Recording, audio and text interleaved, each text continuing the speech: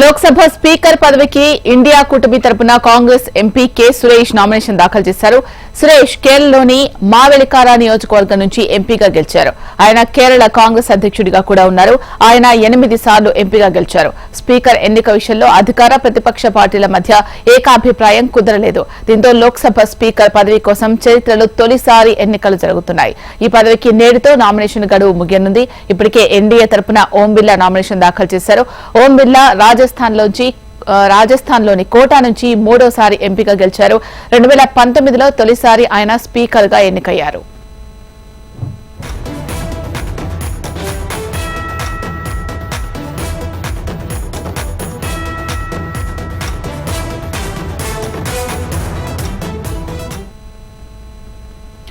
ఇక ప్రధాని మోడీ చెప్పేదొకటి చేసేది మరొకటి అని రాహుల్ గాంధీ మండిపడ్డారు. స్పీకర్ ఎన్నికల్లో అధికార పక్షానికి సహకరించేందుకు తాము సిద్దమేనని చెప్పామన్నారు. అయితే సంప్రదాయం ప్రకారం డిప్యూటీ స్పీకర్ పదవిని ప్రతిపక్షాలకు ఇవ్వాలి అన్నారు. కానీ రాజ్నాథ్ సింగ్ తో మాట్లాడినప్పటికీ ఖర్గేకు హామీ రాలేదు అన్నారు.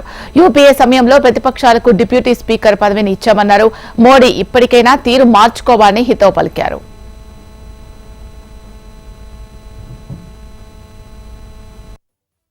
प्रधानमंत्री ने कहा है कि ऑपोजिशन को कंस्ट्रक्टिवली सरकार के साथ कोऑपरेट करना चाहिए।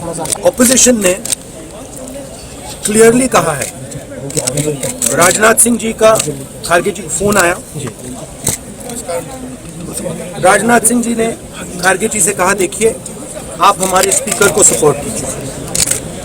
ऑपोजिशन, पूरी ऑपोजिशन ने कहा है, हमने सबसे बात की है, पूरे ऑपोजिशन ने कहा है कि हम स्पीकर को सपोर्ट करेंगे, मगर कन्वेंशन ये है कि डेप्यूटी स्पीकर ऑपोजिशन को मिलना चाहिए। राजनाथ सिंह जी ने कल शाम कहा था कि वो खारगे जी को कॉल रिटर्न करेंगे। अभी तक राजनाथ सिंह जी ने खारगे जी का कॉल रिटर्न नहीं किया। तो मोदी जी कह रहे हैं कंस्ट्रक्टिव कोऑपरेशन हो, और फिर हमारे नेता को इंसल्ट करा जाता है। तो नियत साफ नहीं है। नरेंद्र मोदी जी कोई कंस्ट्रक्टिव कोऑपरेशन नहीं चाहते हैं, क्योंकि कन्वेंशन है कि डेप्यूटी स्पीकर ऑपोजिशन का होना चाहिए। और हमने कहा है, पूरे ऑपोजिशन ने कहा है कि अगर कन्वेंशन फॉलो किया जाएगा तो पूरा समर्थन स्पीकर के इलेक्शन में हम देंगे। नरेंद्र मोदी जी कहते कुछ है और करते कुछ है, यही इनकी फॉर्मूला है, यही इनकी स्ट्रेटजी है, और इनको ये बदलना ही पड़ेगा।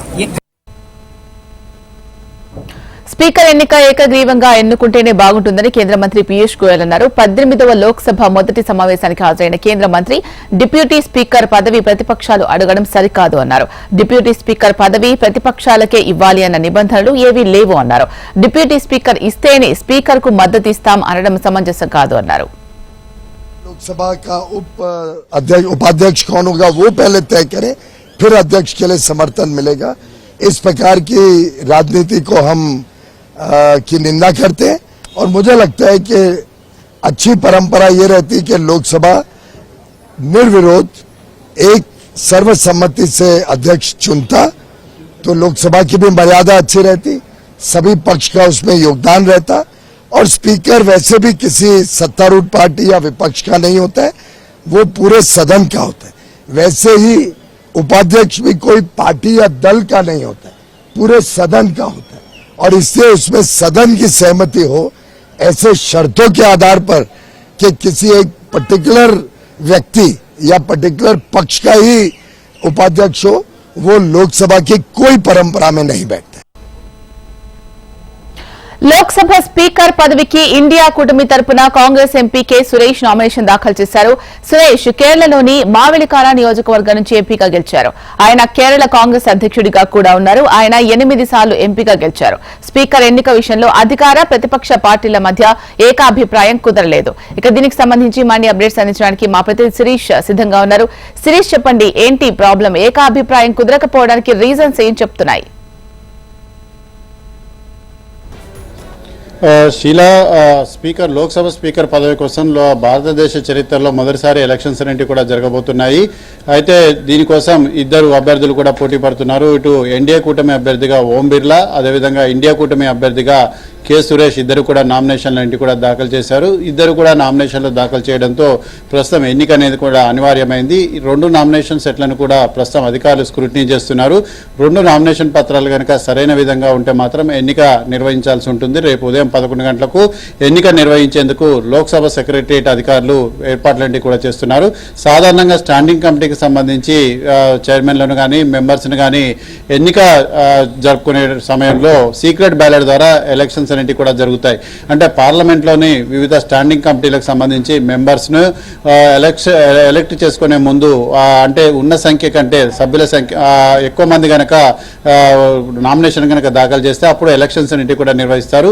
దానికోసం పార్లమెంట్లోని ఒక హాల్లో పోలింగ్ కేంద్రాన్ని ఏర్పాటు చేయడం అనేది కూడా జరుగుతుంది. స్టాండింగ్ కమిటీకి సంబంధించిన సభ్యులను ఎన్నుకునేందుకు ఒకవేళ లోక్సభ స్టాండింగ్ కమిటీ అయితే లోక్సభ సభ్యులు ఓటు చేస్తారు, రాజ్యసభ స్టాండింగ్ కమిటీ అయితే రాజ్యసభ సభ్యులు ఓటు వేసి స్టాండింగ్ కమిటీకి సంబంధించిన సభ్యులను ఎన్నుకోవడం అనేది కూడా జరుగుతుంది. అయితే లోక్సభ స్పీకర్ కోసం మొదటిసారి ఎలక్షన్స్ అనేవి కూడా జరుగుతున్నాయి కాబట్టి భారత రాజ్యాంగంలోని ఆర్టికల్ 93 ఈ లోక్సభ స్పీకర్ డిప్యూటీ స్పీకర్ల ఎన్నికను కూడా నిర్వచిస్తుంది. సో దీని ప్రకారం లోక్సభకు స్పీకర్, అదేవిధంగా డిప్యూటీ స్పీకర్ ఉంటారు, రాజ్యసభకు చైర్మన్, డిప్యూటీ చైర్మన్ కూడా వ్యవహరిస్తారని చెప్పేసి ఆ రాజ్యాంగంలోని ఆర్టికల్ 93 చెప్తోంది. దీని ప్రకారం కన్సెన్సస్ అనేది సాధ్యం కానప్పుడు, అంటే ఏకాభిప్రాయం అనేది కూడా సాధ్యం కానప్పుడు ఎన్నికలన్నింటి కూడా నిర్వహించాల్సి ఉంటుంది. మాంటెంగ్ చెమ్స్ఫర్డ్ సంస్కరణల ప్రకారం గవర్నమెంట్ ఆఫ్ ఇండియా యాక్ట్ 1919 ప్రకారం దీన్ని 1921లో తీసుకురావడం అనేది కూడా జరిగింది. అప్పుడు స్పీకర్, డిప్యూటీ స్పీకర్ పదవులను ప్రెసిడెంట్, డిప్యూటీ ప్రెసిడెంట్ అని చెప్పేసి పిలిచేవాళ్ళు. కానీ 1935లో గవర్నమెంట్ ఆఫ్ ఇండియా యాక్ట్ తీసుకురావడం కూడా జరిగింది. ఆ యాక్ట్ ప్రకారం స్పీకర్, డిప్యూటీ స్పీకర్లను అదే పేరుతో పిలవడం అనేది కూడా జరుగుతుంది. అప్పటి వరకు ప్రెసిడెంట్, డిప్యూటీ ప్రెసిడెంట్ అని పిలిచేవాళ్ళు, స్పీకర్, డిప్యూటీ స్పీకర్ అని పిలవడం జరుగుతుందని చెప్పేసి చెప్తున్నారు. 1947 నుంచి ఇదే ఆనవాయితీ అనేది కూడా కొనసాగుతూ వస్తుంది. సో మొత్తం మీద కూడా ఏకాభిప్రాయ సాధన అనేది కూడా సాధ్యం కానప్పుడు, ఎన్నిక అనేది కూడా అనివార్యమైనప్పుడు సీక్రెట్ బ్యాలెట్ ద్వారా ఓటింగ్ అనేది కూడా నిర్వహించాల్సి ఉంటుందని చెప్పేసి కూడా నిబంధనలు అనేవి కూడా స్పష్టంగానే చెప్తున్నాయి. సాధారణంగానైతే సభలో మూజువాని ఓటు ద్వారా దేనిపైన నిర్ణయం అనేది కూడా వెలువరిస్తారు. అంటే ఇక్కడ ఎలక్ట్రానిక్ ఓటింగ్ సిస్టమ్ కానీ లేకపోతే సభలో మూజువాని ఓటు అంటే చేతులు ఎత్తడం ద్వారా కానీ ఓటింగ్ అనేది కూడా నిర్వహిస్తారు. అయితే ఇది రాజ్యాంగబద్ధమైన పదవి, కాన్స్టిట్యూషనల్ పోస్ట్ కాబట్టి స్పీకర్, డిప్యూటీ స్పీకర్లకు రెండింటికి కనుక ఎన్నిక అనేది అనివార్యమైతే అప్పుడు సీక్రెట్ బ్యాలెట్ ద్వారానే ఓటింగ్ అనేది కూడా నిర్వహించాలనేది కూడా పార్లమెంటు నిబంధనలు కూడా చెప్తున్నాయి. దీనికి సంబంధించి మరికొద్ది సేపట్లో అధికారులు నిర్ణయం అనేది కూడా తీసుకుంటారు. ఇప్పుడు ఏదైతే లోక్సభకి ఎన్నికైన 543 మంది సభ్యులు ఎవరైతే ఉన్నారో వాళ్ళు ఈ ఓటింగ్ లో పాల్గొనాల్సి ఉంటుంది. దీనికి సంబంధించి సీక్రెట్ బ్యాలెట్ అనేది కూడా ఇస్తారు. ఇద్దరు అభ్యర్థులకు సంబంధించిన పేర్లన్నింటి కూడా ఉంటాయి. అందులో వాళ్ళకి ఎదురుగా ఉన్న బాక్స్ లో టిక్ చేయడం కానీ లేదంటే స్వస్తిక్ గుర్తుతో స్టాంప్ చేసి దాన్ని బ్యాలెట్ బాక్స్ లో వేయాల్సి ఉంటుంది. సాధారణంగా ఉదయం 11 గంటల నుంచి 2 గంటల వరకు ఓటింగ్ అనేది కూడా జరుగుతుంది. మధ్యాహ్నం 3 గంటల నుంచి గంట సేపట్లోపే 540కి సంబంధించిన ఓట్లు కాబట్టి వాటన్నింటినీ కూడా కౌంటింగ్ చేస్తారు. సో మరి అక్కడ వరకు వెళ్తుందా లేదా అనేది కూడా చూడాలి. ప్రస్తుతం అయితే 2 నామినేషన్ సెట్లు కూడా స్క్రూటినీ దశలో ఉన్నాయి. వాటిని అధికారులు స్క్రూటినీ చేస్తున్నారు. సాయంత్రం వరకు కూడా విత్డ్రా చేసుకునేందుకు అవకాశం అనేది కూడా ఉంది. ఒకవేళ ఇద్దరు కనుక బరిలో కనుక నిలిచినట్లయితే రేపు 11 గంటలకు ఓటింగ్ అనేది కూడా నిర్వహించాల్సి ఉంటుంది. అంటే ఓటింగ్ ఏ సిస్టంలో నిర్వహించాలనేది దాని గురించి కూడా చెప్తారా. అయితే ఈ రాష్ట్రపతి లోక్సభ స్పీకర్, డిప్యూటీ స్పీకర్ ఎన్నిక గురించి కూడా ఒక సర్క్యులర్ జారీ చేస్తారు. దానికి ప్రకారం రేపు తేదీ అనేది కూడా కేటాయించడం అనేది కూడా జరిగింది. అంటే 26వ తారీఖున లోక్సభ స్పీకర్ ఎన్నిక అనేది కూడా జరుగుతుందని చెప్పేసి చెప్తున్నారు. లోక్సభ స్పీకర్ ఏర్పాటైన తర్వాత లోక్సభ స్పీకర్ ఒక సర్క్యులర్ ఇస్తారు. ఆ సర్క్యులర్ ప్రకారం డిప్యూటీ స్పీకర్ కి సంబంధించిన ఎలక్షన్స్ అనేవి కూడా జరుగుతాయి. కానీ ఇప్పటి వరకు కూడా లోక్సభ స్పీకర్ అనేది అధికార పార్టీకి, డిప్యూటీ స్పీకర్ అనేది కూడా ప్రతిపక్ష పార్టీకి కేటాయిస్తూ ఒక ఆనవాయితీ కొనసాగుతూ వచ్చింది. కానీ 2014లో నరేంద్ర మోడీ ప్రధానిగా ఎన్నికైన తర్వాత డిప్యూటీ స్పీకర్ను విపక్షాలకు ఇవ్వలేదు. కానీ యూపీఏ 1, యూపీఏ 2లో మన్మోహన్ సింగ్ ప్రధానమంత్రిగా ఉన్న సమయంలో డిప్యూటీ స్పీకర్ పదవిని బీజేపీకి కేటాయించడం అనేది కూడా జరిగింది. ఇప్పుడు కాంగ్రెస్ పార్టీ కూడా అదే విధమైన డిమాండ్ కూడా వినిపిస్తోంది. ఎందుకంటే గతంలోనంటే మెజార్టీ లేదు కాబట్టి ఊరుకున్నాం. కానీ ఇప్పుడు తమకు కావాల్సినంత మెజార్టీ అనేది కూడా ఉంది కాబట్టి ఈ స్పీకర్ పదవి, డిప్యూటీ స్పీకర్ పదవి కనుక తమకు కేటాయిస్తే మాత్రం లోక్సభ స్పీకర్ పదవికి పోటీ పడబోము, మేము విత్డ్రా చేసుకుంటామని చెప్పేసి కూడా చెప్తున్నారు. కానీ ఇలా కండిషన్స్ను పెట్టి మాకు ఇది ఇస్తేనే అది చేస్తామనే అంటే మాత్రం కుదరదు అని చెప్పేసి కూడా ఇటు బీజేపీ, అదేవిధంగా ఎన్డీఏలో కీలక భాగస్వామ్య పార్టీలైన జేడీయూ, టీడీపీ కూడా స్పష్టం చేసిన పరిస్థితుల నేపథ్యంలో మరి విపక్షాలు వెనక్కి తగ్గుతాయా లేదనేది కూడా చూడాలి. ప్రస్తుతానికైతే ఇంకా చర్చలు జరిగాయి. చర్చలు విఫలమైన తర్వాతనే ఇటు ఇండియా కూటమి తరపున కె సురేష్ నామినేషన్ ఫైల్ చేశారు. సో మరొక దఫా చర్చలు జరిగే అవకాశం ఉంది. సాయంత్రం 5 గంటల వరకు కూడా టైం ఉంది కాబట్టి ఆ లోపు విత్డ్రా చేసుకుంటే చేసుకున్నట్టు, లేదంటే మాత్రం రేపు ఉదయం 11 గంటలకు ఎన్నిక అనేది కూడా జరుగుతుంది. స్వతంత్ర భారతదేశంలో స్పీకర్ పదవి కోసం జరిగిన మొదటి ఎన్నికగా ఇది చరిత్రలో నిలిచిపోతుంది కాబట్టి ఈ ఎన్నిక పైన అందరి దృష్టి అనేది కూడా కేంద్రీకృతమైంది. ఎన్నిక ఏ విధంగా నిర్వహిస్తారు ఏంటి అనేది కూడా మరికొద్ది సేపట్లో సర్క్యులర్ అనేది కూడా వస్తుంది. కాకపోతే ఈ ఎలక్షన్స్ లో తప్పనిసరిగా అందరూ పాల్గొనాలని చెప్పేసి కోరుతూ ఆయా పార్టీలు మాత్రం ఆదేశాలు జారీ చేసే అవకాశం కూడా ఉంది. కానీ వీళ్ళకి మాత్రమే ఓటు వేయాలని చెప్పేసి విప్ జారీ చేసే అధికారం ఉందా లేదా అనేది కూడా స్పష్టత అనేది కూడా రావాల్సి ఉంది. శీల, ఓకే శిరీష్, మీరు చెప్పిన విధంగా సాయంత్రం వరకు నామినేషన్ విత్డ్రా చేసుకోకపోతే ఒకవేళ పోటీలో ఇద్దరు ఉన్నట్లయితే స్పీకర్ అయ్యే అవకాశాలు ఎక్కువగా ఎవరికి ఉన్నాయి? అయితే ప్రస్తుతానికైతే అధికార ఎన్డీఏ కూటమి తరఫున నామినేషన్ ఫైల్ చేసిన ఓం బిర్లాకు అవకాశాలు ఉన్నాయి. ఎందుకంటే 293 మంది సభ్యుల బలం అనేది ఎన్డీఏ కూటమికి ఉంది. అదేవిధంగా కొన్ని ఇతర పార్టీలు కూడా సపోర్ట్ చేసే అవకాశం ఉంది. ఇండిపెండెంట్లు కూడా సపోర్ట్ చేసే అవకాశం ఉంది. ఇప్పుడు 4 ఎంపీలు ఉన్న వైఎస్ఆర్ కాంగ్రెస్ పార్టీ మరి ఎటువైపు ఓటు వేస్తుంది అనేది కూడా చూడాలి. ఇప్పటివరకు అయితే ఆ పార్టీని ఎవరు కూడా సంప్రదించలేదు. ఒకవేళ సంప్రదించితే మరి ఎటువంటి నిర్ణయం తీసుకుంటుంది అనేది కూడా చూడాలి. కానీ ఇటు బీజేడీ బిజు జనతా దళకు సంబంధించి ఆ పార్టీ కూడా ఒకరో ఇద్దరు సభ్యులు ఉన్నారు కాబట్టి వాళ్ళు కూడా ఎటు ఓటు చేస్తారనేది కూడా చూడాలి. సాధారణంగానైతే వీళ్ళ యొక్క సపోర్ట్ అనేది కూడా అవసరం లేకుండానే ఎన్డీఏ అభ్యర్థి సులువుగా విజయం సాధించే అవకాశం ఉంది. ఎందుకంటే 240 మంది సభ్యులు బీజేపీకి సొంతగా ఉన్నారు, 16 మంది సభ్యులు టీడీపీకి ఉన్నారు, దాదాపు 12 మంది సభ్యుల వరకు ఏదైతే జేడీయూకు ఉన్నారో, అదేవిధంగా షిండే శివసేనకు సంబంధించి దాదాపు 10 మంది సభ్యులు పైగా ఉన్నారు. కాబట్టి వీళ్ళ ముగ్గురు కూడా కలిసి బీజేపీ కలిస్తే మాత్రం ఈజీగా హాఫ్ వే మార్క్ అంటే 272 సాధిస్తే స్పీకర్గా ఎన్నికైనట్టుగా కూడా భావించవచ్చు. మనం ఇక్కడ ఇంకొకటి కూడా చూడాలి. ఒక రకంగా స్పీకర్ ఎన్నిక అంటే అవిశ్వాస తీర్మానం కింద ఇండైరెక్ట్గా లెక్కించాల్సిన అవసరం ఉంటుంది.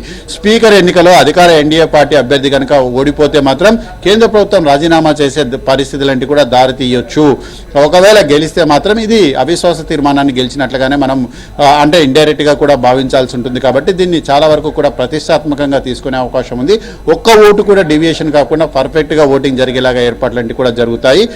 దాదాపుగా 240 బీజేపీ, అదేవిధంగా 16 టీడీపీ, 256 అవుతుంది.